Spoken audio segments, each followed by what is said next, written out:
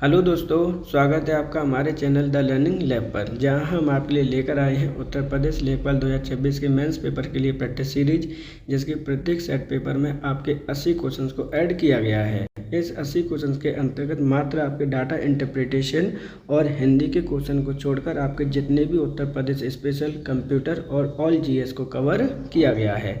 इस सीरीज के अंतर्गत आपके जितने भी PYQ हैं, चाहे वो UPSSC ने पूछे हों, चाहे वो UPPCS ने पूछे हों, उन सभी को इसके अंतर्गत मेंशन किया गया है। जितने भी आपके प्रैक्टिस पेपर्स हैं आप सभी के लिए महत्वपूर्ण हैं। अतः आपसे आग्रह है कि अगर आपको कंटेंट प्लस क्वेश्चंस का जो पैटर्न है वो पसंद आए तो वीडियो को लाइक, चैनल को सब्सक्राइब करना बिल्कुल मत भूलिएगा।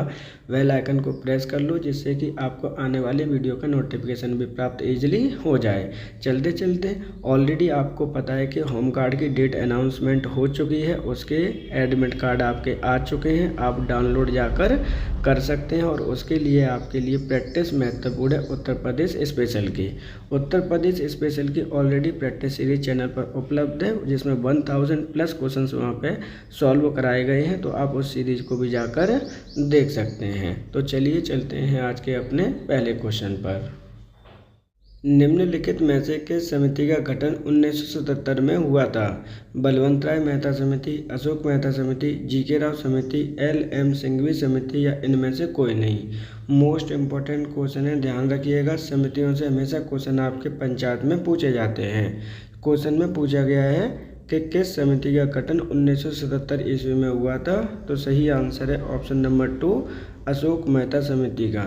अशोक मेहता समिति के बारे में एक फैक्ट समझ लीजिए, क्योंकि इस समिति के द्वारा कहा गया था कि जो हमारा प्रशासन होगा, जो गांव का प्रशासन होगा, वो आपका 2 स्टेप प्रशासन की बात इन्होंने कही थी, या फिर कह सकते हैं कि 2 लेवल की बात कही थी। एक था आपका लेवल, जिला लेवल पे हम करेंगे, और दूसरा हम ब्लॉक लेवल पर प्रशासन करने की बात इनके द्वारा कही गई थी 2 लेवल पे। जबकि अदर ऑप्शंस भी देख लीजिए कि इनकी स्थापना कब की गई थी। बलवंत राय मेहता समिति की स्थापना कब की गई या गठन कब किया गया था? तो 1957 ईस्वी में किया गया था। वहीं GK राव समिति का गठन हुआ था आपका 1985 ईस्वी में। LM सिंघवी समिति का गठन हुआ था 1986 ईस्वी में। तो इस प्रकार जो सही आंसर होगा वो है ऑप्शन नंबर आपका 2। राज्य निर्वाचन आयोग के अध्यक्ष की नियुक्ति किसके द्वारा की जाती है? मुख्यमंत्री, राष्ट्रपति, राज्यपाल, प्रधानमंत्री, या फिर इनमें से कोई नहीं। इम्पोर्टेंट क्वेश्चन है, ध्यान रखिएगा। डायरेक्टली क्वेश्चन आपसे पूछा गया है कि जो आपका राज्य निर्वाचन आयोग होता है उसके अध्यक्ष की नियुक्ति किसके द्वारा आपकी की जाती है? तो सही आंसर क्या होगा? सही आंसर है ऑप्शन नंबर 3, इसकी नियुक्ति राज्यपाल महोदय के द्वारा की जाती है। अब हम बात करते हैं राज्य निर्वाचन आयोग का प्रावधान कहाँ पे दे रखा है भारतीय संविधान में। तो आर्टिकल नंबर जैसे ही आप 243 पढ़ेंगे, और 243 का भी एक सब आर्टिकल है 243 का के। 243 के में आपके राज्य निर्वाचन आयोग के संबंधित आपके प्रावधान दे रखे हैं, जहाँ पर नियुक्ति किसके द्वारा की जाती है? राज्यपाल महोदय के द्वारा की जाती है। तो इस प्रकार जो सही आंसर है वो है ऑप्शन नंबर 3। ग्राम प्रधान का चुनाव लड़ने के लिए न्यूनतम आयु कितनी होनी चाहिए? 18 वर्ष, 21 वर्ष, 25 वर्ष, 30 वर्ष, या फिर इनमें से कोई नहीं। देखिए, ये प्रीवियस ईयर का क्वेश्चन यहाँ पे हमने मेंशन किया हुआ है। ये आपका लेखपाल 2015 में क्वेश्चन आपका पूछा गया था 2nd शिफ्ट में। तो ध्यान रखना है, ये क्वेश्चन भी आपका इम्पोर्टेंट है।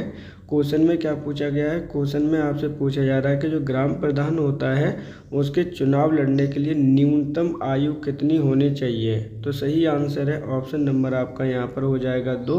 न्यूनतम आयु आपकी 21 वर्ष होना कंपलसरी है। ये चीज़ आपको ध्यान रखना है अगर आप ग्राम प्रधान का चुनाव लड़ रहे हैं तो। या तो आप ग्राम प्रधान के जो सदस्य होते हैं, वार्ड मेंबर होते हैं, उसका चुनाव लड़ रहे हो, या फिर आप चुनाव लड़ रहे हो ग्राम प्रधान का। दोनों के ही केस में आपकी उम्र न्यूनतम कितनी होनी चाहिए? 21 वर्ष की होनी चाहिए। जबकि अदर जो ऑप्शन दे रखे हैं उनको भी समझ लीजिए, वो भी आपके लिए उतने ही महत्वपूर्ण हैं। 18 वर्ष की अगर हम बात करते हैं तो ये आपकी वोटिंग एज होती है कि अगर आपको वोट देना है तो आपकी मिनिमम एज 18 वर्ष की होनी चाहिए। अगर आप MLA और MP का चुनाव लड़ रहे हैं तो आपकी जो उम्र है वो होनी चाहिए कितना? 25 वर्ष। अगर आप MLC का चुनाव लड़ रहे हैं या फिर एमपीएन राज्यसभा का चुनाव लड़ रहे हैं तब भी आपकी मिनिमम आयु 30 वर्ष की होनी चाहिए। क्वेश्चन में पूछा गया था ग्राम प्रधान के बारे में, तो सही आंसर है ऑप्शन नंबर 2। बलवंतराय मेहता समिति के द्वारा किस प्रकार के मॉडल को प्रस्तुत किया गया? एक स्तरीय मॉडल, 2 स्तरीय मॉडल, त्रिस्तरीय मॉडल या फिर इनमें से कोई नहीं। बेहद इंपॉर्टेंट क्वेश्चन है, ध्यान रखिएगा। बलवंतराय मेहता समिति की बात की जा रही है कि इसके द्वारा किस प्रकार के मॉडल को प्रस्तुत किया गया था, तो सही आंसर है ऑप्शन नंबर 3, त्रिस्तरीय मॉडल इनके द्वारा प्रस्तुत किया गया था। अब हम बात करते हैं बलवंतराय मेहता समिति के बारे में। इसका गठन हुआ था आपका 1957 ईस्वी में, जिन्होंने बोला था कि हम 3 स्तरीय प्रशासन के मॉडल को प्रस्तुत करेंगे, जिसमें से कौन कौन से मॉडल होंगे उनको एक एक करके हम पढ़ लेते हैं। इन्होंने बोला था कि हम एक मॉडल जिला पर बनाएंगे, दूसरा जिला के नीचे आपका ब्लॉक होगा और ब्लॉक के नीचे क्या होगा आपका, वो होगी आपकी पंचायत। ये चीज़ें इनको याद रखनी है। और यहाँ पर जो प्रशासनिक इकाई होगी वो कैसे कैसे इनकी बात करेगी, यहाँ पर देखिए। जिला के लिए इन्होंने बोला था जिला पंचायत का गठन करना है हम लोगों को। वहीं अगर हम ब्लॉक लेवल की बात करते हैं तो यहाँ पे पंचायत समिति की बात की जाती है। ये चीज़ें आपको लर्न करनी है, क्योंकि यहाँ से क्वेश्चन आपके बार बार रिपीट किए जाते हैं, ये चीज़ आपको ध्यान रखना है। अगर पंचायत लेवल की अगर हम बात करते हैं तो यहाँ पर वर्क करेगी आपकी ग्राम पंचायत, यानी जो अगर आप इसको विलेज ले लीजिए, गाँव लेवल पर ले लीजिए या पंचायत कह लीजिए, जो भी आपका मन मर्जी हो। ये मॉडल प्रस्तुत किया था बलवंतराय मेहता समिति के द्वारा 1957 ईस्वी में इसका गठन हुआ था। इसके किस प्रकार का मॉडल दिया है, तो सही आंसर है ऑप्शन नंबर 3। भारतीय संविधान के किस अनुच्छेद में राज्य वित्त आयोग का प्रावधान किया गया है? अनुच्छेद 243 का डी, अनुच्छेद 243 का के, अनुच्छेद 243 का आई, अनुच्छेद 243 का सी या फिर इनमें से कोई नहीं। बेहद इंपॉर्टेंट क्वेश्चन है, आपका ध्यान रखिएगा। ये क्वेश्चन आपका जो बीपीओ 2025 में एग्जाम हुआ है उसमें भी ये पूछा गया है। क्वेश्चन में क्या पूछा गया है कि निम्नलिखित में से किस अनुच्छेद के अंतर्गत राज्य वित्त आयोग का प्रावधान आपका किया गया है? ध्यान रखिएगा, इंपॉर्टेंट क्वेश्चन है आपका। स्टेट फाइनेंस कमीशन के बारे में पूछ रहा है, तो सही आंसर है ऑप्शन नंबर आपका हो जाएगा यहाँ पर 3। अनुच्छेद नंबर 243 के आई में आपको किसका प्रावधान दे रखा है? वित्त आयोग का प्रावधान दे रखा है। जबकि जो अदर ऑप्शन है उसे भी देख लीजिए। अनुच्छेद 243 के डी में किसकी बात की गई है? डिस्काउंट की बात की गई है, अर्थात आरक्षण की बात कही गई है, जो भी आपको जातियों को या फिर महिलाओं को दिया गया है। अनुच्छेद 243 के की बात करते हैं तो यहाँ पर राज्य जो निर्वाचन आयोग होता है उसके प्रावधान दिया गया है आपके के में, यानी स्टेट इलेक्शन कमीशन के बारे में वर्णन यहाँ पे किया गया है। वहीं अगर हम बात करते हैं अनुच्छेद नंबर 243 के सी की, तो यहाँ पर आपकी बात की गई है जो पंचायतें होंगी वो किस प्रकार की संरचना में बनेंगी। संरचना कंस्ट्रक्शन है, तो सही आंसर है इस प्रकार ऑप्शन नंबर आपका 3। निम्नलिखित में से किसे देश के किसी भी क्षेत्र या पूरे देश में आपातकाल लगाने का अधिकार है? देखिए इंपॉर्टेंट क्वेश्चन है आपका, डायरेक्टली आपसे पूछा गया है कि निम्नलिखित में से किसे, कौन सा वो व्यक्ति है जिसे देश के किसी क्षेत्र या पूरे देश में आपातकाल लगाने का अधिकार है? प्रधानमंत्री, संसद, राष्ट्रपति, उपराष्ट्रपति या फिर इनमें से कोई नहीं। तो सही आंसर होगा ऑप्शन नंबर आपका 3, राष्ट्रपति को ये प्रावधान है या फिर कह सकते हैं कि ये अधिकार मिला हुआ है। अब हम बात करते हैं अपने भारतीय संविधान में आपातकाल के बारे में, कितने प्रकार के आपातकाल का वर्णन किया गया है। तो ध्यान रखिएगा, भारतीय संविधान में आपके 3 प्रकार के आपातकाल की बात यहाँ पर की गई है। कौन कौन से 3 प्रकार के आपातकाल की बात की गई है, एक एक करके हम यहाँ पर वर्णन कर लेते हैं। तो एक आर्टिकल है आपका 352 में आपातकाल दे रखा है कि अगर मान के चलिए कहीं पे बाहरी कोई आक्रमण वगैरह हो जाता है इंडिया के किसी भी स्टेट में, या फिर कोई भी बाहर से आक्रमण हो जाए, तो उस केस में आपके राष्ट्रपति लगा सकते हैं आपातकाल। दूसरा जो आर्टिकल है उसे भी आप लर्न कर लीजिएगा, आर्टिकल नंबर दे रखा है आपका 356। उसमें कहा गया है कि जो आपका आंतरिक विद्रोह होता है, यानी सशस्त्र विद्रोह कह सकते हैं, फिर आंतरिक विद्रोह कह सकते हैं, भारत के किसी भी राज्य में हो जाए या किसी भी क्षेत्र में हो जाए, तो उस केस में भी आपके राष्ट्रपति आपातकाल लगा सकते हैं। तीसरी कंडीशन है आपकी आर्टिकल नंबर 360 की, ध्यान रखना है, तीनों ही इम्पोर्टेंट है आपके। यहाँ पर ये ऑप्शन होता है वित्तीय आपातकाल। कौन सा आपातकाल है ये? वित्तीय आपातकाल है आपका, कि अगर कोई भी पैसे वगैरह की कमी हो जाती है तो सैलरी जो सरकारी कर्मचारी होते हैं उनके रिड्यूस कर सकता है। ये सिर्फ अधिकार किसको प्राप्त है? वो है राष्ट्रपति को। तो सही आंसर है ऑप्शन नंबर यहाँ पर 3। निम्नलिखित में से मौलिक अधिकार नहीं है। बेहद इंपॉर्टेंट क्वेश्चन है, ध्यान रखिएगा। इस तरह के क्वेश्चन आपके पूछे जाते हैं। क्वेश्चन में रिवर्स क्वेश्चन पूछा गया है कि कौन सा मौलिक अधिकार नहीं है। समानता का अधिकार, समान काम के लिए समान वेतन का अधिकार, जीवन का अधिकार, धर्म का अधिकार, या इनमें से कोई नहीं। तो जो सही आंसर है वो है ऑप्शन नंबर आपका यहाँ पर हो जाएगा 2। समान काम के लिए समान वेतन का अधिकार आपके मौलिक अधिकार के अंतर्गत नहीं आता। अब हम बात करते हैं मौलिक अधिकारों का वर्णन कहाँ पर दिया गया है। तो भारतीय संविधान के भाग नंबर 3 में मौलिक अधिकार का वर्णन किया गया है, जहाँ पर आर्टिकल कितने से कितने तक हैं। तो आर्टिकल नंबर 12 से लेकर 35 के मध्य में आपके दे रखे हैं मौलिक अधिकार। ध्यान रखिए, समानता के अधिकार की बात की जाती है तो आर्टिकल नंबर आपका 14 है ये। वहीं जीवन के अधिकार की बात की जाती है तो आर्टिकल नंबर आप 21 पढ़ेंगे यहाँ पर। धर्म के अधिकार की बात की जाती है तो आर्टिकल नंबर अगर आप पढ़ोगे यहाँ पर कितना है 25 से लेकर 28 ये दे रखे हैं धर्म के अधिकार के बारे में। जबकि समान काम के लिए समान वेतन का अधिकार ये नीति निर्देशक तत्व है, ये जो राज्य के अंतर्गत आपका आता है। ये चीज़ें आपको याद रखनी है। सही आंसर क्या है? Option number 2।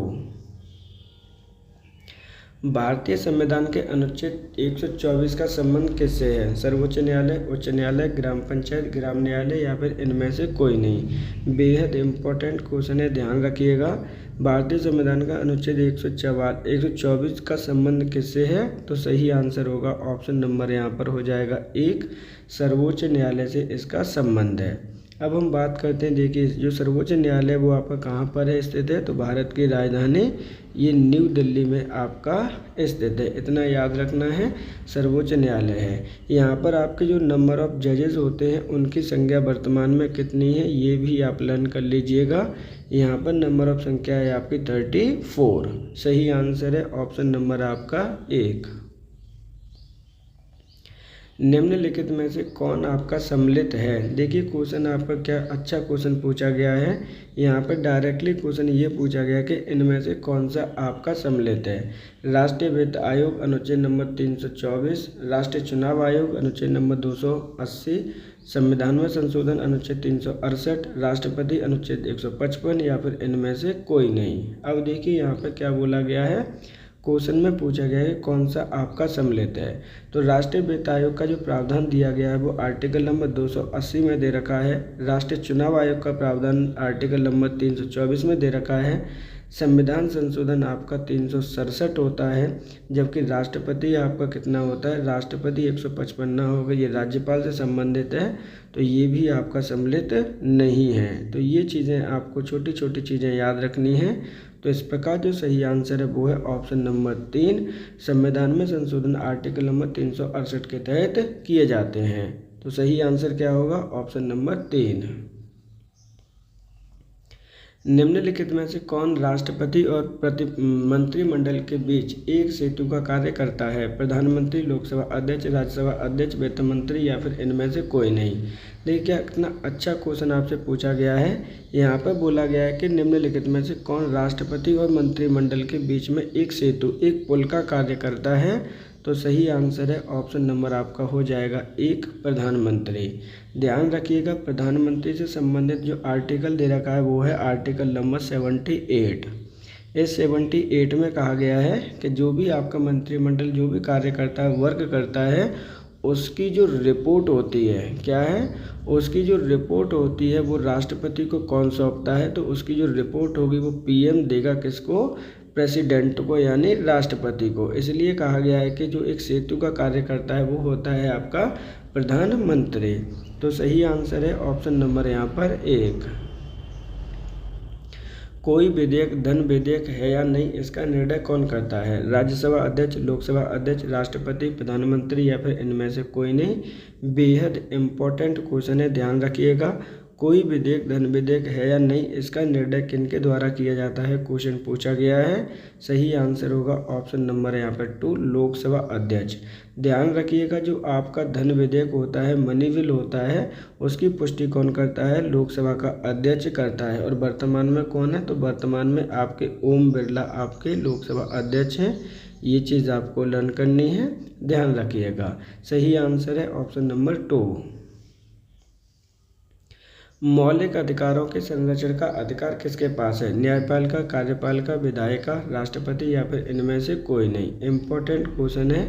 यहाँ पे बोला गया है कि जो मौलिक अधिकार होते हैं उनके संरक्षण का अधिकार किसके पास है? तो सही आंसर है ऑप्शन नंबर आपका हो जाएगा 1, न्यायपालिका के पास इसके मौलिक अधिकारों का संरक्षण करने का अधिकार है।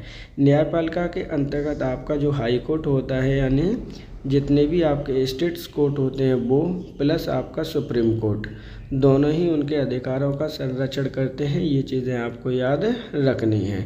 आर्टिकल नंबर यहाँ पे आपका 32 होता है और यहाँ पर आपका आर्टिकल नंबर 226 होता है। ये चीज़ें आपको याद रखनी है। इनके द्वारा ये लोग क्या करते हैं कि ये आपके रिट जारी कर सकते हैं किसी भी प्रकार के उल्लंघन के तौर पर। तो सही आंसर होता है ऑप्शन नंबर आपका 1।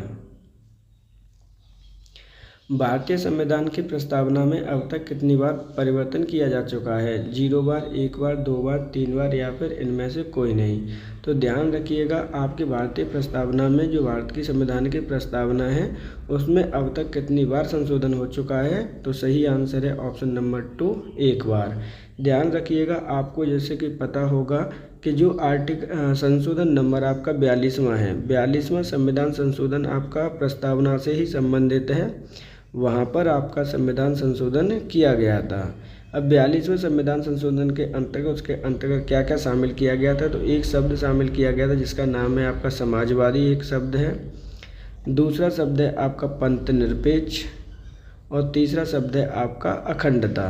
तो ये 3 शब्द आपके जोड़े गए थे किसके अंतर्गत? प्रस्तावना के अंतर्गत। तो ये चीज़ें आपको याद करनी है।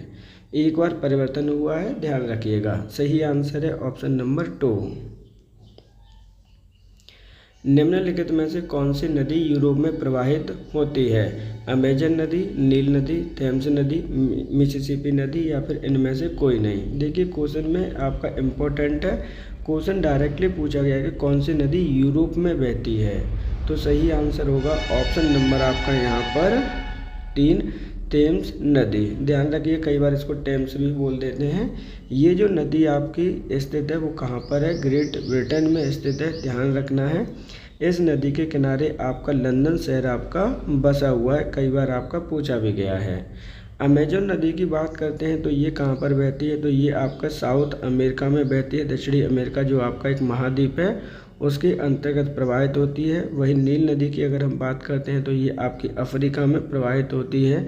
मिसिसिपी की बात करते हैं तो ये आपके नॉर्थ अमेरिका में प्रवाहित होती है। इन चीज़ों को भी आपको लर्न करना है।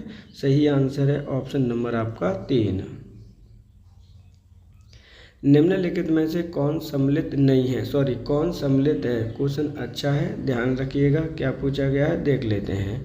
यहाँ पे पूछा गया है कि कौन आपका इनमें से सम्मिलित है? गोमती, प्रयागराज, गंगा, लखनऊ, यमुना, वाराणसी, क्षिप्रा, उज्जैन। तो जो सही आंसर है वो है ऑप्शन नंबर आपका 4, क्षिप्रा जो नदी के किनारे पर आपका बसा हुआ है उज्जैन शहर। उज्जैन शहर कहाँ पर स्थित है? तो ये एमपी में स्थित है। किसके लिए जाना जाता है? तो यहाँ पर एक ग्रेट टेम्पल स्थित है जिसका नाम है महाकालेश्वर का टेम्पल। ये आपको याद रखना है। वहाँ पर एक महाकालेश्वर टेम्पल स्थित है जो कि किसको समर्पित है? तो भगवान शिव को ये आपका समर्पित है। ये चीज़ आपको लर्न करनी है। जबकि अदर ऑप्शन देख लीजिए, लखनऊ जो आपका शहर बसा हुआ है वो गोमती नदी के किनारे बसा हुआ है। प्रयागराज बसा हुआ है वो आपका गंगा और यमुना के किनारे पर बसा हुआ है। जबकि यमुना नदी के किनारे पर क्या है? वाराणसी ना होकर वाराणसी आपका किस नदी के किनारे बसा हुआ है? गंगा नदी के किनारे पर ये आपका बसा हुआ है। तो सही आंसर होगा ऑप्शन नंबर यहाँ पर 4। भारत के किस राज्य से होकर कर्क रेखा नहीं गुजरती है? गुजरात, राजस्थान, त्रिपुरा, मणिपुर या फिर इनमें से कोई नहीं। इम्पोर्टेंट क्वेश्चन है, ध्यान रखिएगा। कई बार ये क्वेश्चन आपका यूपी SSS पूछ चुकी है, पैट में भी ये क्वेश्चन आ चुका है। किस राज्य से होकर कर्क रेखा नहीं गुजरती है, क्वेश्चन ये बोला गया है। तो पहले हम देख लेते हैं कि आपकी कर्क रेखा किन किन राज्यों से होकर गुजरती है। कर्क रेखा का जो आपका सेटलमेंट है वो हम कहाँ से कहाँ पे कर रहे हैं, वेस्ट से लेकर ईस्ट की तरफ हम चलते हैं। तो सबसे पहले ये गुजरती है आपके गुजरात से होकर जाती है आपके राजस्थान में, राजस्थान के बाद जाती है MP में, और MP के बाद जाती है ये आपके झारखंड में, और झारखंड के बाद जाती है ये आपके छत्तीसगढ़ राज्य में। छत्तीसगढ़ के बाद एंट्री करती है आपकी वेस्ट बंगाल में, और वेस्ट बंगाल के बाद करती है त्रिपुरा में, और त्रिपुरा के बाद करती है ये आपके मिजोरम में। तो ये जो 8 राज्य हैं, इन राज्यों में से होकर गुजरती है। तो टोटल कितने राज्यों से होकर गुजरती है? 8 स्टेट से होकर गुजरती है। ये चीज़ आपको याद रखनी है, और ये डायरेक्शन भी आपको याद रखनी है। कई बार ये क्वेश्चन डायरेक्शन बेस पे भी पूछा गया है। तो इस प्रकार जो सही आंसर है वो है ऑप्शन नंबर 4, मणिपुर से होकर ये नहीं गुजरती है।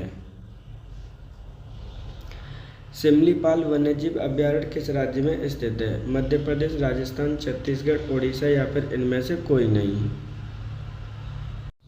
तो इसका जो सही आंसर होगा वो होगा आपका ऑप्शन नंबर 4, जो सिमलीपाल वन्यजीव अभयारण्य किस राज्य में स्थित है? तो वो है आपका उड़ीसा राज्य में। बैफिन की खाड़ी कहाँ स्थित है? कनाडा, रूस, जापान, चीन या इनमें से कोई नहीं। ये क्वेश्चन इम्पोर्टेंट है, ध्यान रखिएगा। ये क्वेश्चन आपका 2023 में लेखपाल का एग्ज़ाम हुआ था, उसके अंतर्गत पूछा गया है। आप प्रैक्टिस पेपर जाकर देख सकते हैं। क्वेश्चन में पूछा गया है कि ये आपकी जो बैफिन की खाड़ी है वो कहाँ पर स्थित है? तो सही आंसर होगा ऑप्शन नंबर 1, ये कनाडा जो देश है आपका, उसमें ये स्थित है। अब हम बात करते हैं कनाडा देश की। तो ये कहाँ पर स्थित है? तो ध्यान रखिएगा, ये आपके नॉर्थ अमेरिका कॉन्टिनेंट का एक देश है, जिसकी राजधानी क्या है? तो राजधानी है आपकी ओटावा। कई बार पूछी गई है। सही आंसर है ऑप्शन नंबर 1। टोडा जनजाति निम्नलिखित में से किस राज्य में पाई जाती है? राजस्थान, तमिलनाडु, आंध्र प्रदेश, केरल या फिर इनमें से कोई नहीं। ध्यान रखिएगा, ये क्वेश्चन भी इम्पोर्टेंट है, आ चुका है। टोडा जनजाति आपके किस राज्य में पाई जाती है? तो सही आंसर है ऑप्शन नंबर आपका 2, तमिलनाडु राज्य में आपकी टोडा जनजाति पाई जाती है। तमिलनाडु के राज्य में भी एक स्पेशल जगह पर पाई जाती है, जिसका नाम है नीलगिरी पर्वत। ध्यान रखिएगा, जो नीलगिरी की पहाड़ियाँ हैं उनके अंतर्गत आपकी ये जो टोडा जनजाति है वो पाई जाती है। ये किसका पालन करती है? तो ध्यान रखना है, ये आपकी जो बकरियां होती हैं उनका पालन करती हैं। तो इस प्रकार जो सही आंसर है वो है ऑप्शन नंबर 2। प्रधानमंत्री कौशल विकास योजना की शुरुआत कब की गई? 15 जुलाई 2015, 15 जुलाई 2016, 15 जुलाई 2017, 15 जुलाई 2018 या फिर इनमें से कोई नहीं।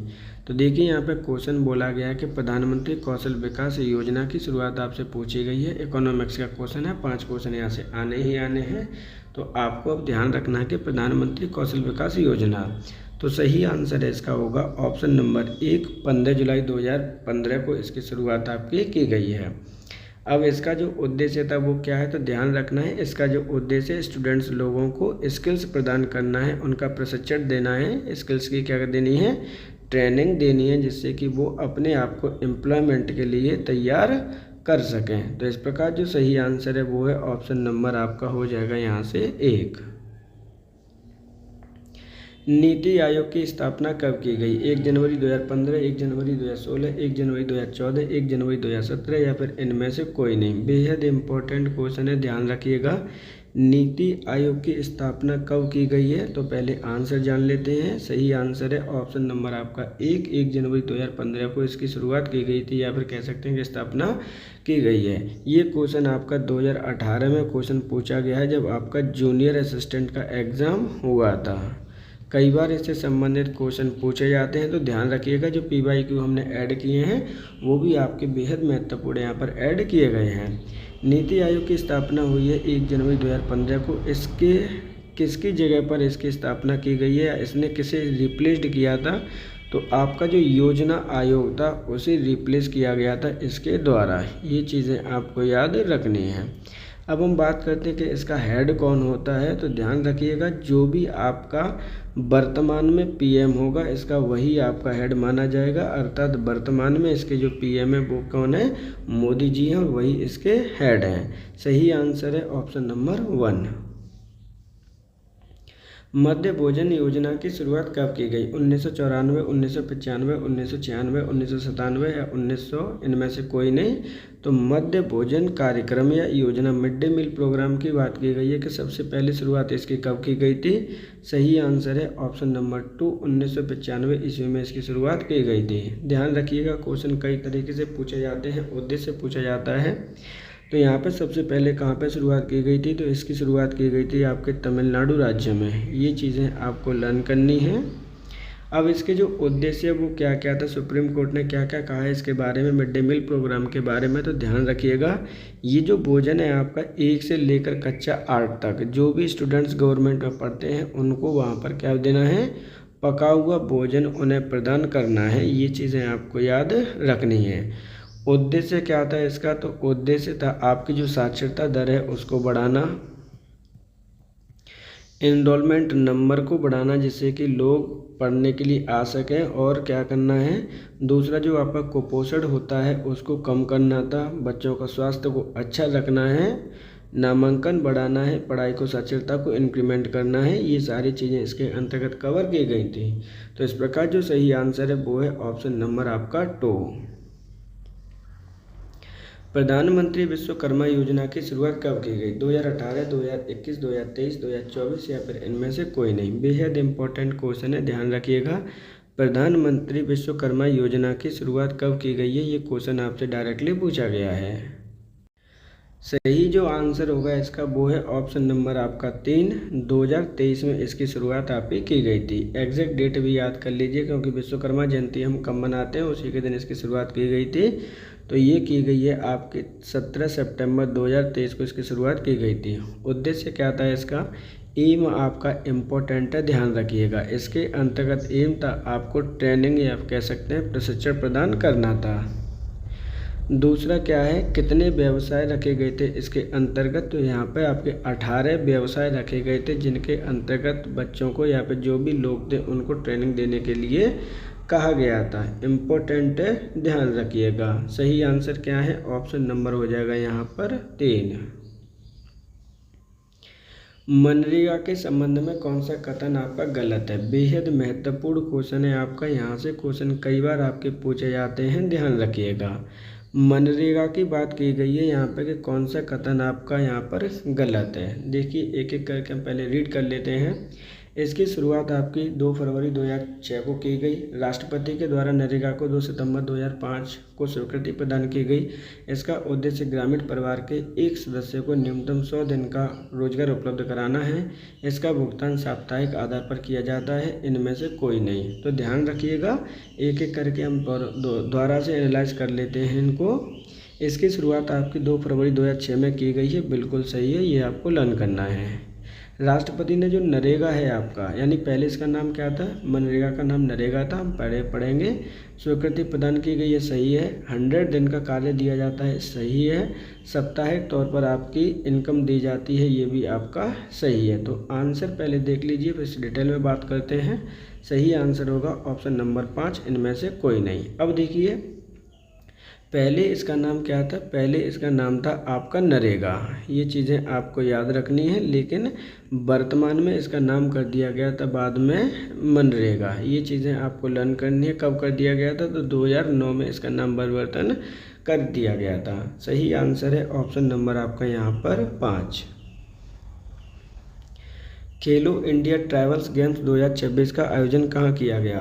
रायपुर, लखनऊ, नई दिल्ली, चंडीगढ़ या फिर इनमें से कोई नहीं। इम्पोर्टेंट क्वेश्चन है, ध्यान रखिएगा, यहाँ से क्वेश्चन आपके आते हैं। यानी जो 5 क्वेश्चन आपके करंट अफेयर्स के आने हैं उनकी शुरुआत यहाँ पर आपकी की गई है। तो क्वेश्चन में क्या पूछा गया है, क्वेश्चन में पूछा गया है कि आपका जो खेलो इंडिया ट्रैवल्स गेम्स हैं 2026 में, इनका आयोजन कहाँ किया गया।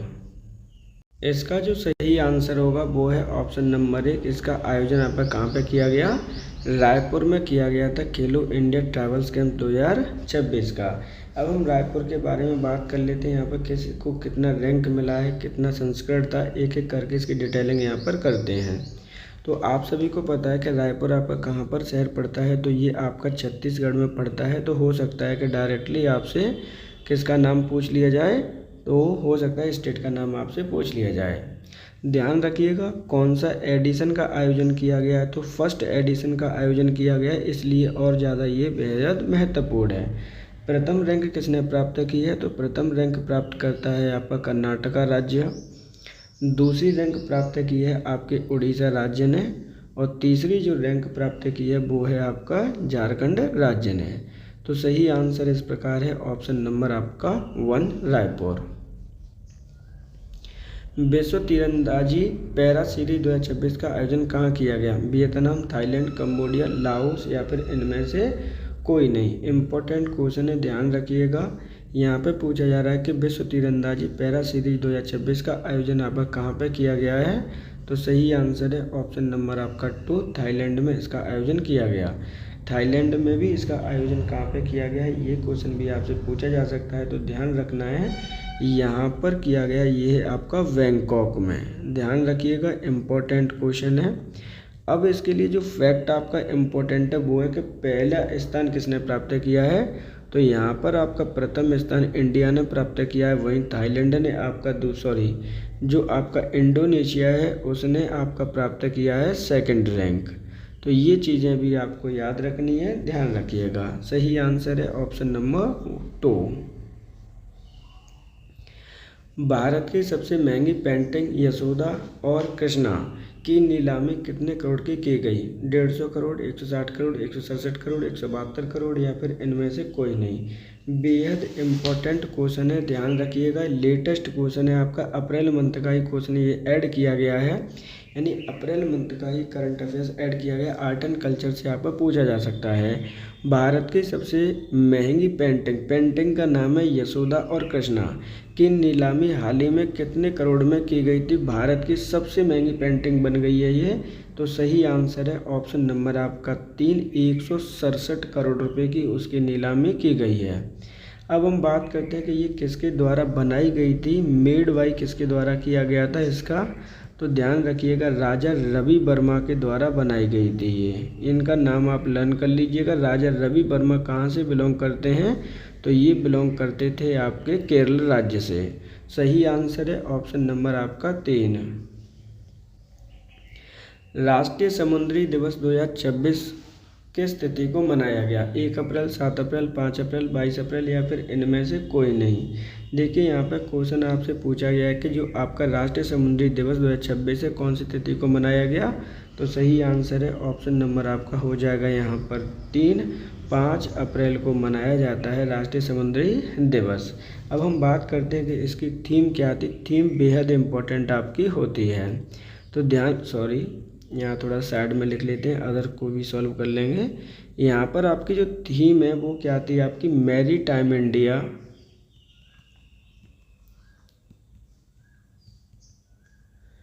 Empowering progress. ये तो इसकी क्या हो गई आपकी थीम हो गई। ये चीज़ें आपको लर्न करनी है, empowering progress.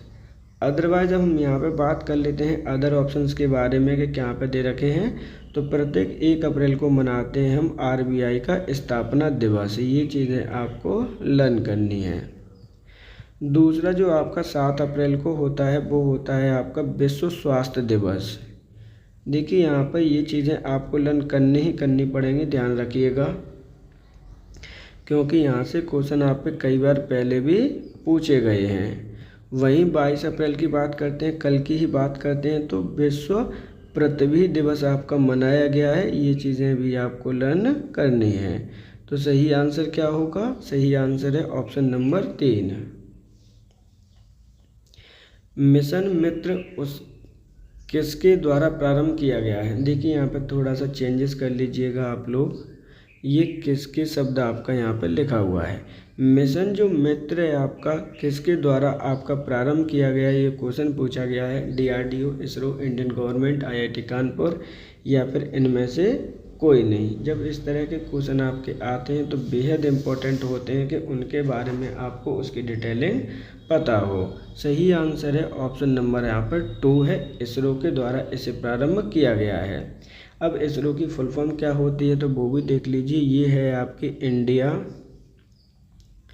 Indian space research organisation. ध्यान रखिएगा, ये रिसर्च का ही वर्क करती है इंडिया के लिए, डिफेंस के लिए वर्क करती है इंडिया के लिए। ध्यान रखना है, स्पेस में भी आपने नाम सुना होगा, चंद्रयान 1, 2, 3 जो भी प्रोग्रेस होते हैं इसरो के द्वारा ही किए जाते हैं। सही आंसर है ऑप्शन नंबर यहाँ पर 2। निम्नलिखित में से किस विटामिन की कमी के कारण प्रजनन क्षमता में कमी हो जाती है? Vitamin A, vitamin D, vitamin A, vitamin के या फिर इनमें से कोई नहीं। इम्पोर्टेंट क्वेश्चन है, ध्यान रखिएगा। किस विटामिन की कमी के कारण क्या हो जाता है? रिप्रोडक्शन क्षमता में कमी हो जाती है। ये क्वेश्चन आपसे पूछा गया है। सही आंसर है ऑप्शन नंबर आपका 4, विटामिन के की कमी से महिलाओं में प्रजनन क्षमता में कमी हो जाती है। जबकि vitamin A, vitamin D, vitamin B की अगर हम बात करते हैं तो वहाँ पे भी आंसर देख लीजिए। विटामिन ए की वजह से होती है आपकी नाइट ब्लाइंडनेस, जो आपकी रतौंधी रोग जिसे हम कहते हैं वो होता है आपका नाइट ब्लाइंडनेस विटामिन ए की कमी के कारण। वहीं अगर हम बात करते हैं विटामिन डी की तो यहाँ पे हो जाता है जो आपका रोग होता है रिकेट्स, जिसे हम सूखा रोग कहते हैं। विटामिन बी की कमी के कारण होता है आपका वेरी रोग। तो इस प्रकार जो सही आंसर है वो है ऑप्शन नंबर 4। निम्नलिखित में से किस में आयरन पाया जाता है? आम, इमली, पालक, धनिया या फिर इनमें से कोई नहीं। देखिए, प्रचुर मात्रा की बात की जा रही है कि सबसे ज़्यादा आयरन किस में पाया जाता है, तो सही आंसर होगा ऑप्शन नंबर 3, जो पालक होता है उसमें आयरन आपका सबसे ज़्यादा पाया जाता है। किस तत्व में उपस्थित प्रोटॉन की संख्या क्या कहलाती है? परमाणु क्रमांक, परमाणु भार, समस्थानिक, संभारक या फिर इनमें से कोई नहीं।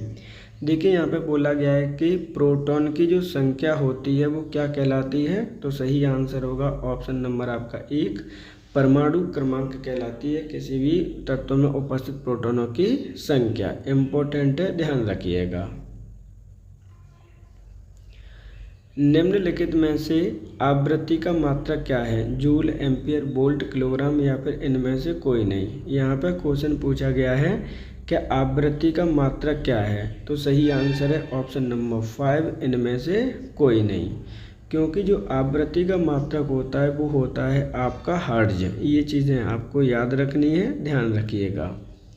जबकि जूल किसका होता है, तो जूल आप याद कर सकते हैं कि एनर्जी का होता है सर, और ये साथ साथ में आपके वर्क का भी होता है। वहीं एम्पियर की बात करते हैं तो ये आपका करंट का मात्रक होता है।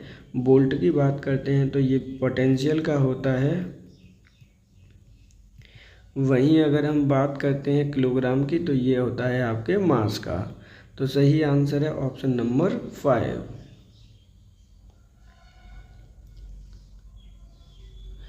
वेग परिवर्तन की दर क्या कहलाती है? बल, शक्ति, त्वरण, दाब या फिर इनमें से कोई नहीं। इम्पोर्टेंट क्वेश्चन है, ध्यान रखिएगा।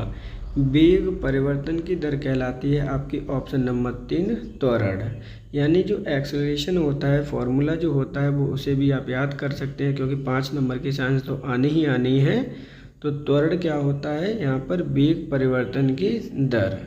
ये चीज़ें आपको याद रखनी है। वेग परिवर्तन डिवाइड बाई आपका समय होता है, तो क्या कहलाता है वो? आपका त्वरण कहलाता है। ये चीज़ें आपको याद रखनी है सॉरी। वहीं अगर हम बल की बात करते हैं तो इनके मात्रक भी देख लीजिए, क्योंकि इम्पोर्टेंट है। बल का मात्रक होता है आपका न्यूटन, कई बार आपका पूछा भी गया है। शक्ति का मात्रक होता है आपका वाट। वहीं त्वरण की बात करते हैं तो मीटर पर सेकंड स्क्वायर होता है। दाब की बात करते हैं तो इसका मात्रक होता है आपका पास्कल। ये भी आप लर्न कर लेंगे। सही आंसर है ऑप्शन नंबर 3। भारत के अधिकांश वन्यजीव संरक्षित क्षेत्र घिरे हुए हैं, घने जंगलों से, नदियों एवं झीलों से, मानवीय बस्तियों से, पर्वत एवं पहाड़ियों से, या इनमें से कोई नहीं। अब यहाँ से जो क्वेश्चन आपके स्टार्ट हुए हैं वो इकोलॉजी से स्टार्ट हुए हैं, जो कि 10 नंबर के आने हैं। भारत के जो अधिकांश वन्यजीव संरक्षित क्षेत्र हैं किससे घिरे हुए हैं, तो सही आंसर हो जाएगा यहाँ पे ऑप्शन नंबर 1, घने जंगलों से आपके घिरे हुए हैं। भारत में स्थापित पहला राष्ट्रीय उद्यान कौन सा है? जिम कॉर्बेट राष्ट्रीय उद्यान, कान्हा राष्ट्रीय उद्यान, काजीरंगा राष्ट्रीय उद्यान, गिर राष्ट्रीय उद्यान, या फिर इनमें से कोई नहीं। इम्पोर्टेंट क्वेश्चन है, ध्यान रखिएगा। क्वेश्चन डायरेक्टली आपसे पूछा गया है कि भारत का पहला राष्ट्रीय उद्यान कौन सा है, तो सही आंसर है ऑप्शन नंबर 1, जिम कॉर्बेट राष्ट्रीय उद्यान है आपका भारत का पहला, जिसकी स्थापना कब की गई थी, तो ध्यान रखना है स्थापना हुई है 1936 ईस्वी में। कौन से राज्य में की गई थी, तो उत्तराखंड राज्य में की गई है। जबकि कान्हा राष्ट्रीय उद्यान आपका एमपी में है, काजीरंगा राष्ट्रीय उद्यान आपका असम में है, और आपका गिर राष्ट्रीय उद्यान आपका गुजरात में है। तो ये भी आपको लर्न कर लीजिएगा। सही आंसर है ऑप्शन नंबर आपका यहाँ पर 1। जिम कॉर्बेट टाइगर रिजर्व किस भारतीय राज्य में स्थित है? राजस्थान, उत्तराखंड, मध्य प्रदेश, पश्चिम बंगाल, या इनमें से कोई नहीं। अभी अभी इसका आंसर हमने दिया है। जिम कॉर्बेट राष्ट्रीय उद्यान जो आपका स्थित है वो कौन से राज्य में स्थित है? सही आंसर है ऑप्शन नंबर 2। निम्नलिखित में से कौन सा राष्ट्रीय उद्यान गुजरात में स्थित है? चंदौली राष्ट्रीय उद्यान, जिम कॉर्बेट राष्ट्रीय उद्यान, गिर वन राष्ट्रीय उद्यान, दुधवा राष्ट्रीय उद्यान, या फिर इनमें से कोई नहीं। तो निम्नलिखित में से जो राष्ट्रीय उद्यान गुजरात में स्थित है वो है ऑप्शन नंबर 3, गिर वन राष्ट्रीय उद्यान। ध्यान रखिएगा, भारत में एकमात्र ऐसा राष्ट्रीय उद्यान है जहाँ पर आपके जो एशियन लॉयन है उनका संरक्षण आपका प्रदान किया गया है। ये चीज़ें आपको याद रखनी है। वहीं अगर हम दूसरे ऑप्शंस की बात करते हैं तो उन्हें भी देख लीजिए। चंदौली राष्ट्रीय उद्यान आपका यूपी में स्थित है, जिम कॉर्बेट उत्तराखंड में स्थित है, दुधवा राष्ट्रीय पार्क आपका यूपी में ही स्थित है। सही आंसर है option number 3। Rajiv Gandhi national park किस राज्य में स्थित है? आंध्र प्रदेश, राजस्थान, मध्य प्रदेश, कर्नाटक, या फिर इनमें से कोई नहीं। तो जो आपका राजीव गांधी नेशनल पार्क स्थित है वो कौन से राज्य में स्थित है? सही आंसर हो जाएगा ऑप्शन नंबर 4, कर्नाटक राज्य में ये स्थित है। बेतला पार्क किस राज्य में स्थित है? उत्तर प्रदेश, मध्य प्रदेश, बिहार, उड़ीसा, या फिर इनमें से कोई नहीं। बेहद इम्पोर्टेंट क्वेश्चन है आपका, ध्यान रखना है। बेतला पार्क की बात की जा रही है कि ये कौन से राज्य में आपका स्थित है। पहले भी ये क्वेश्चन आपका पूछा जा चुका है, ध्यान रखिएगा इस बात का कि बेतला पार्क आपका कहाँ पर स्थित है। तो सही आंसर हो जाएगा इसका ऑप्शन नंबर 5, इनमें से कोई नहीं। अब इनमें से कोई नहीं का मतलब क्या हुआ, इस बात का भी जान लेते हैं। देखिए, अभी जो आपका बेतला पार्क स्थित है वो कहाँ है? वो स्थित है आपके झारखंड राज्य में। तो आप यहाँ पे झारखंड राज्य तो नहीं दे रखा है, तो यहाँ पर जो आंसर समझना कंसेप्ट को, ये झारखंड राज्य में स्थित है। लेकिन जब इसकी स्थापना हुई थी तो ये बिहार राज्य का ही पहले क्या था आपका, बिहार राज्य में ही स्थित था, क्योंकि इसकी स्थापना ही 1986 ईस्वी में की गई है। जबकि झारखंड आपका कब बना है? ये बना था आपका 2000 में। तो पूर्व में जब इसकी स्थापना की गई थी, ध्यान रखिएगा स्थापना आप लर्न कर लीजिएगा, बिहार राज्य में इसकी स्थापना हुई थी। लेकिन जब से इसका बंटवारा हुआ है तब ये कहाँ पहुँच गया है? झारखंड राज्य में पहुँच गया है। ये चीज़ें याद रखनी है। सही आंसर है ऑप्शन नंबर 5। एशियाई बब्बर शेर का निवास कहाँ पर है? गिर one, Corbett park, Kanha park, Dudhwa park, या इनमें से कोई नहीं। तो एशियाई बब्बर शेरों का जो संरक्षण प्रदान किया गया है वो है गिर वन में। अब गिर वन कहाँ पर स्थित है? ध्यान रखिएगा, ये आपके गुजरात राज्य में आपका स्थित है। वहीं कॉर्बेट की बात करते हैं तो ये आपका उत्तराखंड राज्य में स्थित है, एमपी में स्थित है, और ये स्थित है आपके यूपी में। सही आंसर है ऑप्शन नंबर 1, गिर वन पार्क में ही आपके एशियाई बब्बर शेर यानी एशियन लॉयन का संरक्षण प्रदान किया गया है। निम्नलिखित में से कौन सा अभ्यारण्य राजस्थान में स्थित है? Jim Corbett, Kaziranga national park, Periyar राष्ट्रीय पार्क, केवलादेव गाना राष्ट्रीय पार्क या फिर इनमें से कोई नहीं। ध्यान रखिएगा, बेहद इंपॉर्टेंट क्वेश्चन है, ये क्वेश्चन पहले भी आ चुका है। निम्नलिखित में से कौन सा राजस्थान में स्थित है? तो सही आंसर है ऑप्शन नंबर 4, केवलादेव गाना राष्ट्रीय उद्यान आपका राजस्थान में स्थित है। जबकि जिम कॉर्बेट स्थित है आपके उत्तराखंड में, काजीरंगा पार्क स्थित है आपके असम राज्य में और पेरियर स्थित है आपके केरल राज्य में। तो सही आंसर क्या हो जाएगा? Option number 4। दाचीगाम राष्ट्रीय उद्यान निम्नलिखित में से संबंधित है? कस्तूरी मृग, golden Oreo, yellow throated Martin, Kashmiri state या फिर इनमें से कोई नहीं। तो देखिए यहाँ पे कश्मीरी स्टेट शब्द आप कर लीजिएगा। अब ये क्वेश्चन आपका बेहद इम्पोर्टेंट है कि ये क्वेश्चन डायरेक्टली ये पूछा गया कि जो दाचीगाम है वो कहाँ पर स्थित है, ये नहीं पूछा गया। आपसे पूछा गया है कि ये किसके लिए है। ये चीज़ें आपकी छोटी छोटी चीज़ें होती हैं जो आपको लर्न करनी होती हैं। पहले हम इसके बारे में जान लेते हैं। देखिए, जो दाचीगाम राष्ट्रीय उद्यान है एक्चुअली में कहाँ पर स्थित है? तो ये आपका जम्मू एंड कश्मीर में आपका स्थित है। अगर आपको ये पता है कि सर ये जम्मू एंड कश्मीर में स्थित है, अब आपको पता होना चाहिए कि ठंडे एरिया में अगर स्थित है तो वहाँ पर किस प्रकार की चीज़ों को संरक्षण प्रदान करता होगा। तो जो सही आंसर है वो है ऑप्शन नंबर 4, कश्मीरी स्टेक, यानी हम इसे कश्मीरी हिरन भी कहते हैं, ध्यान रखना है। सही आंसर है ऑप्शन नंबर 4। भारत के निम्नलिखित में से किस वर्ग के आरक्षित क्षेत्र में स्थानीय लोगों को जीव भार एकत्रित करने और उसके उपयोग करने की अनुमति नहीं है? जयमंडल आरक्षित क्षेत्र, राष्ट्रीय उद्यान, रामसर सम्मेलन घोषित आर्द्रभूमि, वन्यजीव अभ्यारण्य या फिर इनमें से कोई नहीं। अब देखिए, इस क्वेश्चन को मैं दोबारा से रीड कर रहा हूँ जिससे कि आपको समझ में आ जाए। भारत के निम्नलिखित में से किस वर्ग के आरक्षित क्षेत्र में जो स्थानीय लोग होते हैं उनको कुछ भी एक्टिविटी करने का अधिकार प्रदान नहीं किया जाता है, अनुमति नहीं दी जाती है, ऐसे क्षेत्र को बोलते हैं हम ऑप्शन नंबर 2, राष्ट्रीय उद्यान। निम्नलिखित में से कौन डेस्कटॉप पर दिन व समय रखता है? My computer, start button, taskbar, recycle bin या फिर इनमें से कोई नहीं। बेहद इम्पोर्टेंट क्वेश्चन है, ध्यान रखिएगा। कंप्यूटर से संबंधित क्वेश्चन है जो कि 15 नंबर का कंप्यूटर आपका आना है यहाँ से। तो क्वेश्चन पूछा गया कि निम्नलिखित में से कौन डेस्कटॉप पर डेट एंड टाइम, ध्यान रखिएगा, मैं इंग्लिश में भी कुछ चीज़ें यहाँ पे बोलता जाऊँगा जिससे कि आपको चीज़ें समझ में आती जाए। कुल मिला के ये पूछा गया है कि डेस्कटॉप पर जो आपको डेट एंड टाइम दिखता है वो कहाँ पर होता है? माई कंप्यूटर में, स्टार्ट बटन में, टास्क बार में, रिसाइकल बिन में या फिर इनमें से कोई नहीं। तो सही आंसर हो जाएगा यहाँ पर ऑप्शन नंबर हो जाएगा 3, ये टास्क बार में आपको दिखता है। ये चीज़ें आपको लर्न करनी है, ध्यान रखिएगा, इम्पोर्टेंट है। सही आंसर है ऑप्शन नंबर 3। भारत का इंफॉर्मेशन टेक्नोलॉजी वर्ष अस्तित्व में आया था? 2003, 2002, 2001, 2000 में या फिर इनमें से कोई नहीं। तो इसका जो सही आंसर होगा वो है ऑप्शन नंबर आपका 4, 2000 को हम भारत का इंफॉर्मेशन टेक्नोलॉजी यानी IT वर्ष के रूप में अस्तित्व में मनाते हैं।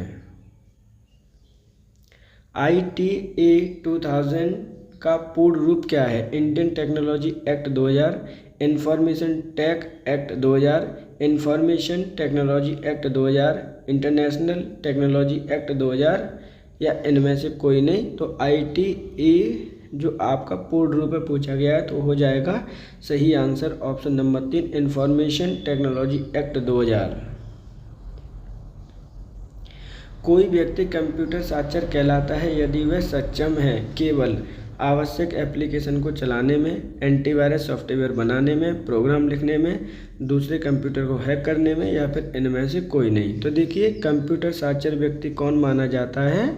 अगर वो सक्षम है आवश्यक एप्लीकेशन को चलाने में। तो सही आंसर क्या है? Option number 1। ब्लू पैसिफिक क्या है? Computer, internet vision, mobile handset या फिर इनमें से कोई नहीं। तो देखिए यहाँ पे एक ऑप्शन दे रखा है कि ब्लू पैसिफिक आपका क्या है। यहाँ पे नीला समुद्र मत आप मान के चलिएगा, ब्लू पैसिफिक पूछा गया है तो ये है आपका ऑप्शन नंबर 1, एक कंप्यूटर है ये। सूचना प्रौद्योगिकी संशोधन अधिनियम 2008 कब लागू हुआ? 2009, 2016, 2001, 2005 या फिर इनमें से कोई नहीं। तो ध्यान रखिएगा, सूचना प्रौद्योगिकी संशोधन अधिनियम 2008 कब लागू हुआ था, ये क्वेश्चन आपसे पूछा गया है। सही आंसर हो जाएगा ऑप्शन नंबर 1, 2009 में ये लागू हुआ है।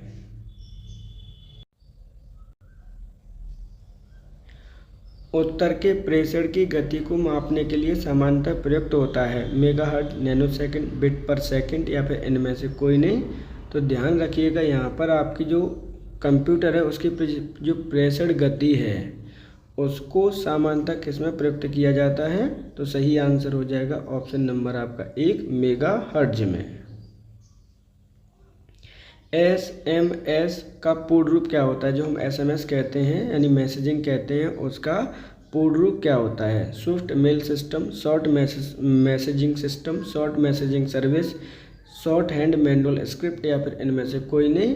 तो सही आंसर है ऑप्शन नंबर आपका हो जाएगा यहाँ पर 3, शॉर्ट मैसेजिंग सर्विस। भारत के किस शहर को सिलिकॉन वैली कहा जाता है? नई दिल्ली, ग्रेटर नोएडा, बेंगलुरु, अहमदाबाद या इनमें से कोई नहीं। तो भारत के कौन से शहर को सिलिकॉन वैली कहा जाता है, क्वेश्चन में पूछा गया है। सही आंसर हो जाएगा ऑप्शन नंबर आपका 3, बेंगलुरु को। और बेंगलुरु आपका कहाँ पर स्थित है? तो कर्नाटक की राजधानी है, ये चीज़ आप याद कर लीजिएगा। निम्नलिखित में से किसने business the speed of thought नामक पुस्तक लिखी? स्टीव जॉब्स, नारायण मूर्ति, अजीज प्रेमजी, बिल गेट्स या फिर इनमें से कोई नहीं। तो यहाँ पे क्वेश्चन है, निम्नलिखित में से business of the speed of thought नामक पुस्तक किसके द्वारा लिखी गई है? सही आंसर है ऑप्शन नंबर आपका 4, बिल गेट्स के द्वारा। भारत में सूचना क्रांति के जनक माने जाते हैं राजीव गांधी, मोरारजी देसाई, इंदिरा गांधी, चरण सिंह या इनमें से कोई नहीं। तो सूचना क्रांति यानी जो इंफॉर्मेशन रिवॉल्यूशन है उसका जनक किन्हें माना जाता है? सही आंसर है ऑप्शन नंबर 1, राजीव गांधी को। हाल ही में जियोलॉजिकल सर्वे ऑफ इंडिया के द्वारा किस किले के आसपास के क्षेत्र को राष्ट्रीय भू विरासत स्थल घोषित किया गया है? आगरा का किला, कालिंजर का किला, ताजमहल, अकबर किला या फिर इनमें से कोई नहीं। इंपॉर्टेंट क्वेश्चन है, ध्यान रखिएगा, उत्तर प्रदेश से संबंधित है ये question. Geological survey of India के द्वारा किस किले के आसपास के क्षेत्र को राष्ट्रीय भू विरासत स्थल घोषित किया है? सही आंसर है ऑप्शन नंबर आपका 2, कालिंजर के किले के आसपास के क्षेत्र को घोषित किया गया है। कालिंजर का किला कहाँ पर स्थित है? तो उत्तर प्रदेश के बांदा जिले में आपका स्थित है। सही आंसर है ऑप्शन नंबर 2। हाल ही में नेशनल ग्रीन ट्रिब्यूनल ने उत्तर प्रदेश सरकार को किस नदी को पुनः बहाल करने के लिए आदेश दिया है? स्वाब नदी, गोमती नदी, सिंध नदी, वैतरणी नदी या फिर इनमें से कोई नहीं। ध्यान रखिएगा, नेशनल ग्रीन ट्रिब्यूनल याद कर लीजिएगा, इसे हम NGT कहते हैं। ये क्वेश्चन आपका पूछा जा सकता है क्योंकि ये पर्यावरण से संबंधित है। किस नदी को पुनः बहाल करने का आदेश दिया है? तो सही आंसर हो जाएगा ऑप्शन नंबर 1, सोहाब नदी को। अब सोहाब नदी कहाँ पर बहती है? तो ध्यान रखिएगा, ये आपकी पीलीभीत में आपकी बहती है। तो सही आंसर क्या है? ऑप्शन नंबर हो जाएगा आपका 1। हाल ही में उत्तर प्रदेश के किस जिले में 1 घंटे के अंतर्गत 2.5 लाख वृक्षारोपण करने के बाद गिनीज वर्ल्ड रिकॉर्ड में नाम दर्ज किया गया? वाराणसी, आगरा, प्रयागराज, अयोध्या या फिर इनमें से कोई नहीं। ध्यान रखिएगा, किस जिले में पूछा गया कि 1 घंटे के अंतर्गत 2.5 लाख वृक्षारोपण करने का रिकॉर्ड बनाया गया, जिसे गिनीज वर्ल्ड रिकॉर्ड में शामिल किया गया? सही आंसर है ऑप्शन नंबर 1, वाराणसी शहर। हाल ही में नागर विमानन महानिदेशालय ने आधिकारिक रूप से किस एयरपोर्ट को एरोड्रोम लाइसेंस प्रदान किया है? Maharshi Valmiki international airport, Noida international airport, Chaudhary Charan Singh international airport, Lal Bahadur Shastri international airport या फिर इनमें से कोई नहीं। तो देखिए, नागर विमानन महानिदेशालय ने एरोड्रोम लाइसेंस प्रदान किया है। सही आंसर हो जाएगा option number 2, Noida international airport, जिसके हम जीवर एयरपोर्ट भी कहते हैं। ध्यान रखिएगा, महर्षि वाल्मीकि इंटरनेशनल एयरपोर्ट आपका कहाँ पर स्थित है? तो ये आपका अयोध्या में स्थित है। वही चौधरी चरण सिंह की बात करते हैं तो ये आपका लखनऊ ज़िले में स्थित है।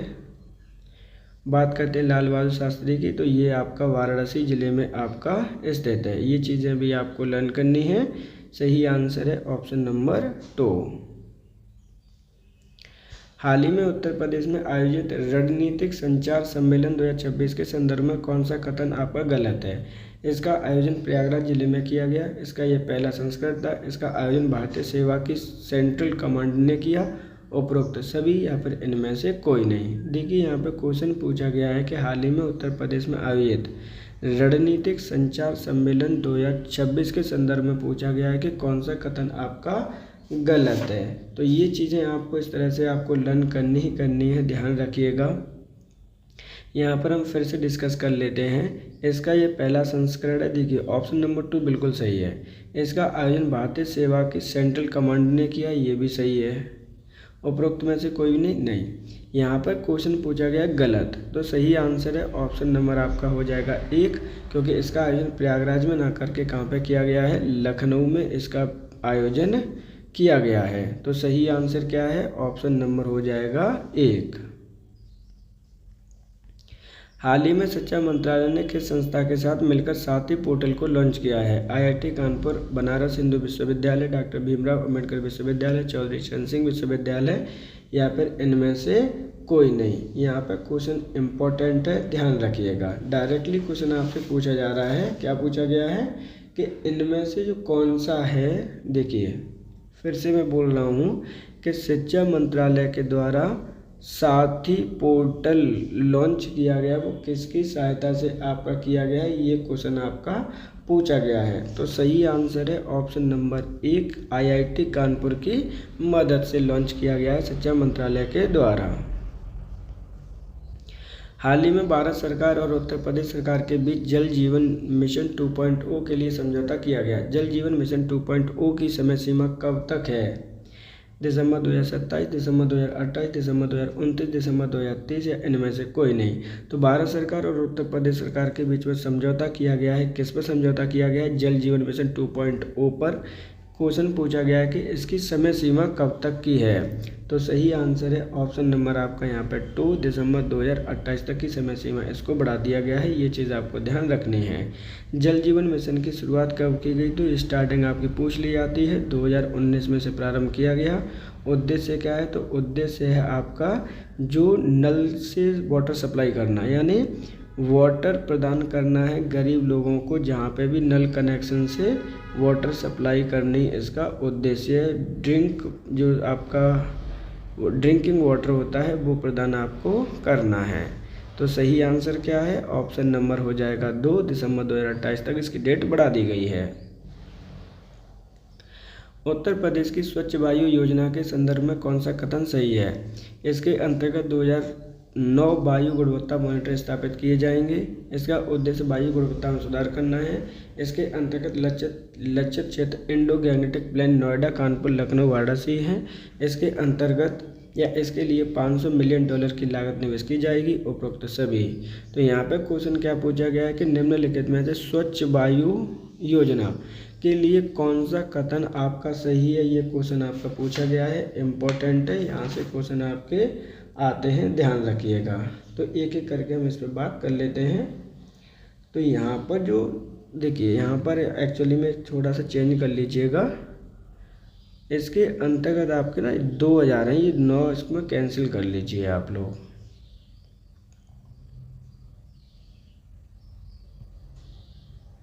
क्योंकि ये नहीं है, क्योंकि इसका जो सही आंसर है वो है ऑप्शन नंबर 5। उपरोक्त सभी सही आंसर इसके अंतर्गत दे रखे हैं।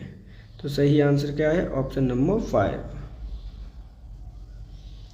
उत्तर प्रदेश की स्वच्छ वायु योजना के लिए किस बैंक के द्वारा निवेश किया जाएगा? World bank, Asian development bank, international monetary fund, reserve bank of India, या फिर इनमें से कोई नहीं। अब यहाँ पर जब इस तरह के क्वेश्चन पूछे जाते हैं तो आपके लिए इम्पोर्टेंट हो जाता है। क्या इम्पोर्टेंट है कि स्वच्छ वायु योजना के लिए किस बैंक के द्वारा लोन प्रदान किया जाएगा, इन्वेस्ट किया जाएगा? सही आंसर है ऑप्शन नंबर 1, वर्ल्ड बैंक के द्वारा। अब वर्ल्ड बैंक की स्थापना कब की गई थी? तो 1945 में इसकी स्थापना की गई है। इसका हेडक्वार्टर है आपके वाशिंगटन DC में। ये छोटे छोटे पॉइंट हैं जो भी आपको लर्न करने हैं, ध्यान रखिएगा। सही आंसर है ऑप्शन नंबर 1। प्रोजेक्ट गंगा के संदर्भ में कौन सा कथन सत्य है? इसके अंतर्गत उत्तर प्रदेश सरकार ने 10 लाख से अधिक रोजगार सृजन करने का लक्ष्य रखा है। इसके लिए उत्तर प्रदेश सरकार ने आदित्य बिरला ग्रुप के साथ समझौता किया है। इसके उद्देश्य 2 से 3 वर्षों में 4 मिलियन घरों में हाई स्पीड ब्रॉडबैंड कनेक्टिविटी प्रदान करना है। इसके अंतर्गत क्षेत्र पंचायत स्तर पर स्थानीय युवाओं को डिजिटल सर्विस प्रोवाइडर के रूप में प्रशिक्षित किया जाएगा, या फिर इनमें से कोई नहीं। अब क्वेश्चन में पूछा गया है कि निम्नलिखित में से कौन सा कथन आपका सत्य है, ये चीज़ आपको जाननी है। अब जब इस क्वेश्चन को तभी आप सॉल्व कर पाएंगे जब आपको प्रोजेक्ट गंगा के बारे में सब कुछ अच्छे से पता होगा। एक एक करके बात कर लेते हैं, इम्पोर्टेंट क्वेश्चन है इसलिए। देखिए यहाँ पर पहले हम बात करते हैं, देखते हैं क्या क्या है इसके अंतर्गत दे रखा है, क्या क्या कंडीशन है इस क्वेश्चन की। इसके अंतर्गत उत्तर प्रदेश सरकार ने 10 लाख से अधिक रोजगार का सृजन करने का लक्ष्य रखा है। तो पहला ऑप्शन आपका क्या है? गलत है, क्योंकि यहाँ पे 1 लाख से अधिक रोजगार सृजन करने का लक्ष्य रखा गया है, अर्थात ऑप्शन नंबर 1 तो गलत हो गया। इसके लिए उत्तर प्रदेश सरकार ने आदित्य बिरला ग्रुप के साथ में नहीं, हिंदुजा ग्रुप के साथ में आपका क्या किया गया? समझौता किया है। तो ऑप्शन नंबर आपका हो जाता है 2 भी गलत। ये चीज़ें आपको ध्यान रखनी है, मतलब 2 भी गलत हो गया। इसके उद्देश्य 2 से 3 वर्षों में 4 मिलियन नहीं है, जबकि यहाँ पे कितना है? 2 मिलियन का इसमें लक्ष्य रखा गया है। क्या है? 2 मिलियन का लक्ष्य रखा गया है, अर्थात आपका ऑप्शन नंबर 3 भी गलत है। इसके अंतर्गत क्षेत्र पंचायत नहीं है। देखिए यहाँ पर ये जो ऑप्शन है वो गलत है। क्षेत्र पंचायत ये क्या होगा? न्याय पंचायत शब्द होगा। तो ऑप्शन नंबर क्या है? 4 भी आपका गलत है। तो सही आंसर क्या होगा? Option number 5। इनमें से कोई भी ऑप्शन आपका सही नहीं है। निम्नलिखित में से प्रदेश के कौन से जिले की सीमा उत्तराखंड, हरियाणा और हिमाचल प्रदेश से लगती है? मेरठ, सहारनपुर, सोनभद्र, मुजफ्फरनगर या इनमें से कोई नहीं। ध्यान रखिएगा, निम्नलिखित में से कौन से जिले की सीमा उत्तराखंड, हरियाणा, हिमाचल प्रदेश के साथ में लगती है? सही आंसर है ऑप्शन नंबर 2 सहारनपुर की। ध्यान रखिएगा, सहारनपुर आपका स्टेट इम्पोर्टेंट डिस्ट्रिक्ट है, क्योंकि यहाँ पर आपके संतरे का उत्पादन भी किया जाता है। ये चीज़ आपको याद रखनी है। तो सही आंसर क्या है? Option number 2। लखनऊ की सीमा किससे स्पर्श नहीं करती है? उन्नाव, बलिया, हरदोई, बाराबंकी या फिर इनमें से कोई नहीं। क्वेश्चन इम्पोर्टेंट है कि इनमें से कौन सी सीमा या कौन से ज़िले की सीमा है जो लखनऊ से आपकी स्पर्श नहीं करती है? तो सही आंसर है ऑप्शन नंबर 2 बलिया, क्योंकि जो बलिया है आपका सबसे पूर्वी ज़िला है। ये चीज़ आपको याद रखनी है, ईस्टर्न ज़िला है उत्तर प्रदेश का। तो सही आंसर है ऑप्शन नंबर हो जाएगा यहाँ पर 2। पश्चिम में कौन सी नदी काफ़ी हद तक उत्तर प्रदेश की सीमा का निर्धारण करती है? गंगा, चंबल, यमुना, केन या फिर इनमें से कोई नहीं। यहाँ पर पश्चिम की बात की जा रही है कि काफ़ी हद तक उत्तर प्रदेश की सीमा का निर्धारण करती है। सही आंसर हो जाएगा ऑप्शन नंबर 3 यमुना नदी। उत्तर प्रदेश के किस जिले में सबसे कम बारिश होती है? ललितपुर, बांदा, झांसी, मथुरा या फिर इनमें से कोई नहीं।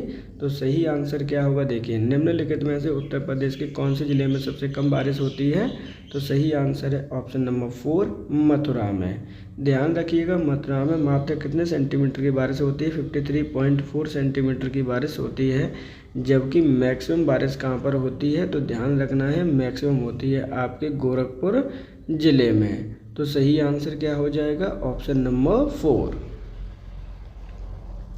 उत्तर प्रदेश के कौन सा क्षेत्र आद्य कल्प की प्राचीन शिलाओं से निर्मित है? यहाँ पर साला नहीं है, शिला है शब्द है। यहाँ पर क्या है?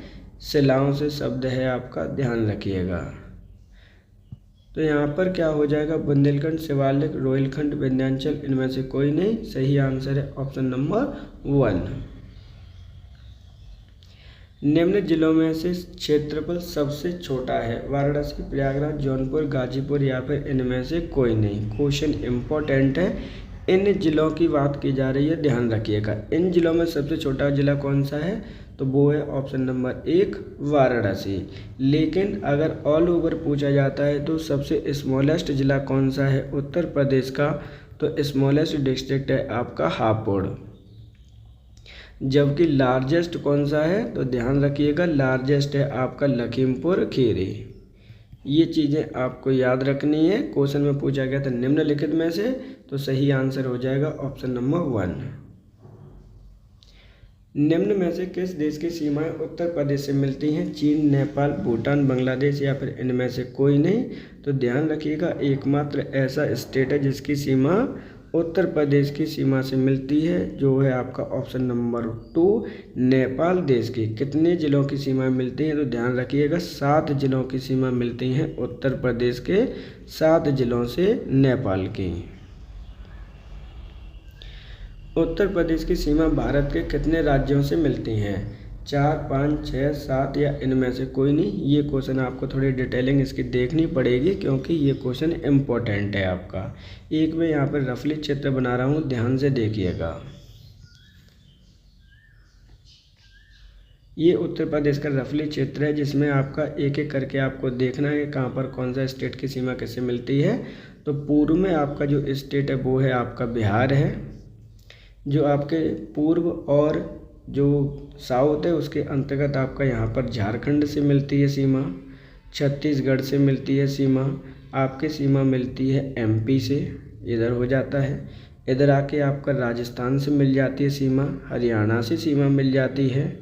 ऊपर जाएंगे तो आप हिमाचल प्रदेश से सीमा मिल जाती है, उत्तराखंड से सीमा मिल जाती है और यहीं पर आपके दिल्ली से सीमा आपकी मिल जाती है। काउंट कर लीजिए 1, 2, 3, 4, 5, 6, 7 और 1 8 राज्यों से सीमा मिलती है, जबकि ऑप्शन में कोई नहीं है। तो सही आंसर हो जाएगा ऑप्शन नंबर 5। निम्नलिखित में से किस जिले की सीमा नेपाल से लगती है? क्वेश्चन पूछा गया है, अच्छा क्वेश्चन है, ध्यान रखिएगा।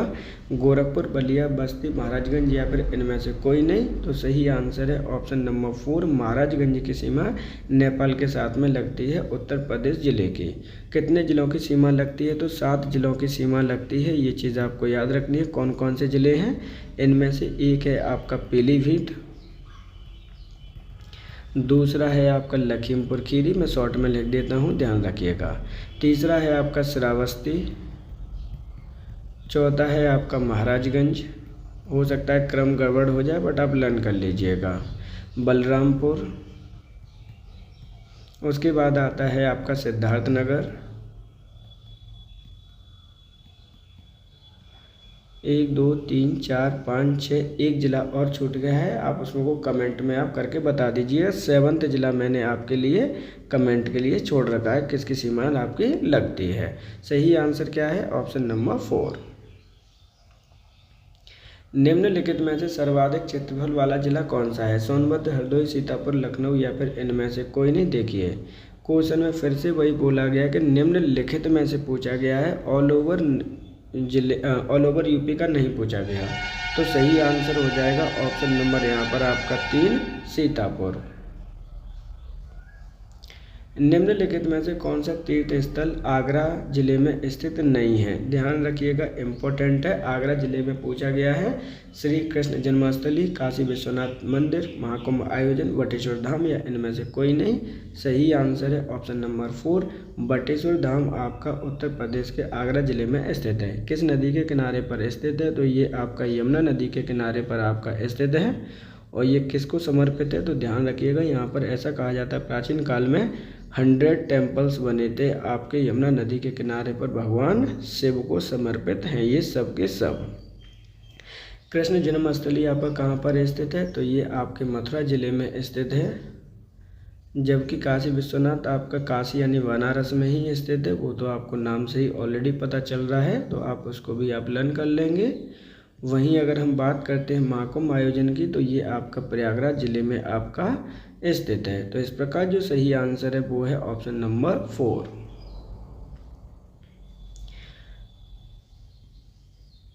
निम्नलिखित में से उत्तर प्रदेश के कौन से जिले की सीमा राजस्थान से लगती है? सहारनपुर, सोनभद्र, बलिया, मथुरा, इनमें से कोई नहीं। इम्पोर्टेंट क्वेश्चन है, पूछा गया है कि उत्तर प्रदेश का कौन सा जिला है जिसकी सीमा राजस्थान से लगती है? सही आंसर है ऑप्शन नंबर 4 मथुरा ऐसा जिला है जिसकी सीमा राजस्थान से लगती है। प्लस इसके साथ साथ में आगरा की सीमा भी आपकी राजस्थान से लगती है। 2 ही ऐसे ज़िले हैं उत्तर प्रदेश की, ये चीज़ें आपको याद रखनी है। सही आंसर क्या होगा? Option number 4। निम्नलिखित में से कौन सा जिला यूरेनियम के उत्पादन के लिए जाना जाता है? बांदा, ललितपुर, झांसी, चित्रकूट या इनमें से कोई नहीं। ध्यान रखना है, आपका यूरेनियम की बात की जा रही है प्रोडक्शन के लिए एकमात्र जिला है उत्तर प्रदेश का, वो है आपका ऑप्शन नंबर 2 ललितपुर। ध्यान रखिए, जब डायमंड की बात की जाती है, हीरे की बात की जाती है, तो उसमें आपका इम्पोर्टेंट क्या है? आपका बांदा हो जाएगा। लेकिन पूछा गया यूरेनियम, सही आंसर है ऑप्शन नंबर 2। उत्तर प्रदेश का पूर्व में संयुक्त प्रांत नाम कब पड़ा? 1950, 1937, 1958, 1850 या इनमें से कोई नहीं। तो उत्तर प्रदेश का पूर्व में संयुक्त प्रांत नाम कब पड़ा था? सही आंसर है ऑप्शन नंबर 2 1937 से। 1937 से लेकर 1950 ईस्वी तक उत्तर प्रदेश का पूर्व नाम संयुक्त प्रांत था, जबकि 24 जनवरी 1950 ईस्वी को संयुक्त प्रांत का नाम क्या हो गया था? उत्तर प्रदेश हो गया था, जो कि वर्तमान आपकी स्थिति है। तो सही आंसर क्या हो जाएगा? ऑप्शन नंबर हो जाएगा यहाँ पर आपका 2।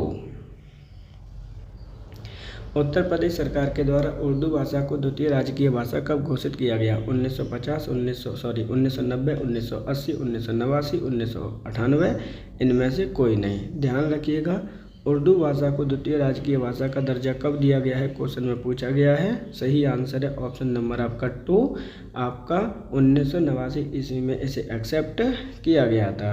राजकीय भाषा आपकी कौन कौन सी हैं उत्तर प्रदेश की? तो 2 हैं, ध्यान रखिएगा। पहले नंबर पे आपकी हिंदी है, 1947 में एक्सेप्ट किया गया था इसे, जबकि दूसरी आपकी उर्दू है, जिसे एक्सेप्ट किया गया था 1989 ईस्वी में।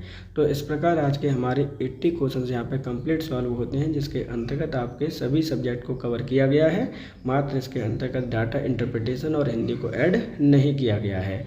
आप सभी से रिक्वेस्ट है कि अब चैनल पर आपकी रेगुलर वीडियो उपलब्ध हो रही हैं, आप प्लीज़ चैनल को सब्सक्राइब जरूर कर लीजिएगा, जिससे कि चैनल पर आपको नोटिफिकेशन भी ईजिली अवेलेबल हो सके।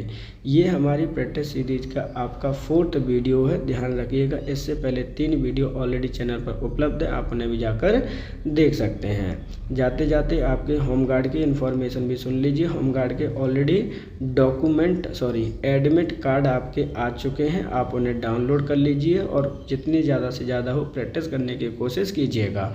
उसके लिए उत्तर प्रदेश स्पेशल अगर आपको पढ़ना है तो ऑलरेडी चैनल पर 1000 क्वेश्चन की सीरीज अवेलेबल है चैनल पर, आप उसको जाकर देख सकते हैं। करंट अफेयर्स संबंधित चीज़ें आपकी अवेलेबल है। 2025 का करंट अफेयर्स प्लस 2026 का करंट अफेयर्स यूपी स्पेशल के अंतर्गत ऑलरेडी अवेलेबल है, आप उन्हें भी जाकर देख सकते हैं।